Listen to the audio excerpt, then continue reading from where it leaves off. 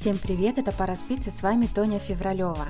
Сегодня я хочу вам показать вот такую вот кромку. Это кромка из двойной цепочки.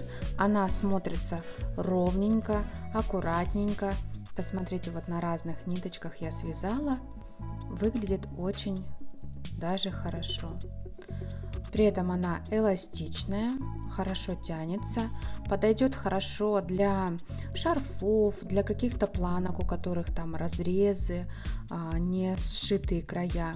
Для такой кромки нам понадобится по 2 петли на каждый край, дополнительно к вашему набору петель. Вяжется она следующим образом.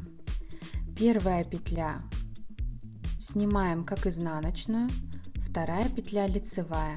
Дальше все петли провязываем по рисунку. Доходим до последних 2 петель. Первую петлю снимаем, не провязывая как изнаночную, вторую провязываем лицевой. И так мы делаем во всех рядах. Первую петлю снимаем как изнаночную, вторую провязываем лицевой. Дальше по рисунку. Последние 2 петли остается у нас.